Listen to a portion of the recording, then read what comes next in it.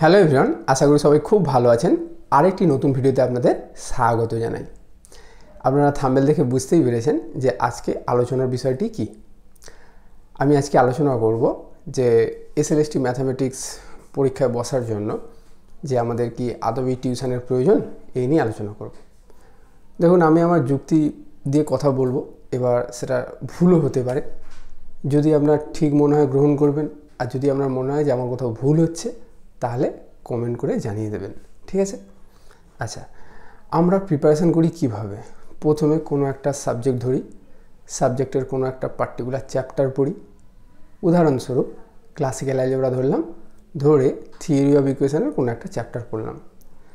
পড়ার পরে কি হয়, আমরা এমসিকিউ বুক ধরে প্র্যাকটিস করি, ঠিক আছে? এবারে কি হয় যে কিছু কিছু টপিক থাকে যেগুলো কিনা আমাদের বিএসসি পড়ার সময় একটু গ্যাপ থেকে যায়। হতে পারে কোনো একটা চ্যাপ্টার গ্যাপ আছে বা দুটো চ্যাপ্টার গ্যাপ আছে।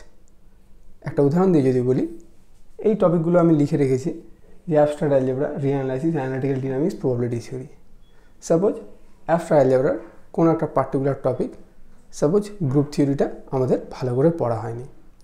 তাহলে দেখুন, যেহেতু আমাদের বিএসসিতে ভালো করে পড়া হয়নি, তাহলে কিন্তু একা একা পড়ার সময় গ্রুপ থিওরিটা একটু প্রবলেম হতে পারে, ঠিক আছে? আর কনসেপ্ট যদি খুব ভালো ক্লিয়ার না থাকে তাহলে কিন্তু এমসিকিউতে গেলে আমরা পদে পদে হোঁচট খাবো, তাই তো? তো সেই হিসাবে দেখতে গেলে আমাদের কিন্তু প্রত্যেকেরই কিছু না কিছু গ্যাপ থেকে যায়।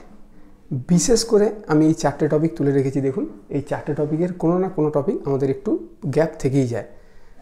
পুরো সাবজেক্টটা গ্যাপ না থাকলেও দু একটা চ্যাপ্টার কিন্তু গ্যাপ থেকেই যায়। আর যদি কেউ মনে করেন না এই 4টের কোনো গ্যাপই নেই, তাহলে আপনার জন্য সুখবর, এসএলএসটি ম্যাথামেটিক্স পরীক্ষা আপনাকে কেউ আটকাতে পারবে না, আমি শিওর একদম। এর বাইরেও যে গ্যাপ থাকে না আমি বলছি না, থাকতে পারে, কিন্তু মেনলি এই 4টে টপিকই আমি দেখেছি যে মোটামুটি কম বেশি সবার গ্যাপ থাকে। যদি কারো রিয়েল অ্যানালাইসিসটা স্ট্রং হয়, যদি কারো রিয়েল অ্যানালাইসিসটা ধরুন স্ট্রং আছে, তাহলে বেশিরভাগ ক্ষেত্রে দেখা যায় যে তাদের হয়তো ডিনামিক্সটা একটু উইক আছে। আবার যাদের ডিনামিক্সটা স্ট্রং আছে তাদের হয়তো দেখা যায় রিয়েল অ্যানালাইসিসটা একটু উইক আছে, ঠিক আছে? তো যাই হোক, আমার বলার বক্তব্য এটাই যে কিছু কিছু গ্যাপ থেকে যায়। এবার সেই গ্যাপগুলো পূরণ হবে কি করে? তো গ্যাপগুলো পূরণ করার জন্য কিন্তু আমাদেরকে টিউশনের হেল্প নিতে হবে। এবার টিউশন মানে আমি এটা বলছি না যে আপনি কোথাও গিয়ে টাকা খরচ করে পড়বেন, এরকম ব্যাপারটা আমি বলছি না। এবার গ্যাপটা পূরণ আপনি বিভিন্নভাবে করতে পারেন। সেটা হতে পারে আপনার যদি কোনো বন্ধু থাকে, সেই বন্ধুর সাথে আলোচনা করে সেই গ্যাপটা পূরণ করে ফেলতে পারেন। অথবা এই সময় দাঁড়িয়ে খুব দারুণ একটা ব্যাপার হয়েছে, সেটা হচ্ছে ইউটিউব থেকে কিন্তু আমরা চাইলে আমাদের গ্যাপগুলো পূরণ খুব সহজে করতে পারি, ঠিক আছে?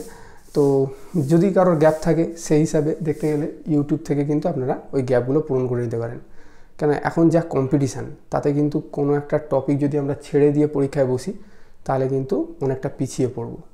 সেই হিসাবে চেষ্টা করবেন এই 4টের কোনো গ্যাপ না রাখার।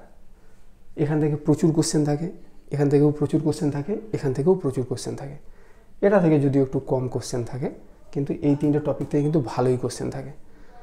তো এবার গ্যাপটা পূরণ করার জন্য ওই বললাম যে টিউশন না হলেও ইউটিউবের কিন্তু সাহায্য নিতে হতে পারে। এবার ইউটিউবের সাহায্য নিতেও গিয়ে একটু দেখা যায় কি বলুন তো, মাঝে মাঝে যে হয়তো কোনো একটা পার্টিকুলার টপিক আপনার কোনো কোয়ারি থেকে গেল, সেই কোয়ারিটা হয়তো পূরণ হলো না।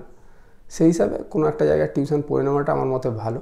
আর যদি আপনার মনে হয় না খুব বেশি গ্যাপ নেই, হালকার উপর একটু গ্যাপ আছে, তাহলে ইউটিউব দেখে আপনি একটু কোনোভাবে ভিডিও দেখে সেই গ্যাপটা পূরণ করে নিতে পারেন, ঠিক আছে? তো এই ছিল আজকের আলোচনা। অবশ্যই মতামত জানাবেন যে ঠিক বললাম কি না, আর যদি কিছু ভুল হয় অবশ্যই ধরিয়ে দেবেন, ঠিক আছে? খুব তাড়াতাড়ি দেখা হচ্ছে নেক্সট ভিডিওতে। ততক্ষণ পর্যন্ত ভালো থাকবেন। নমস্কার, ধন্যবাদ।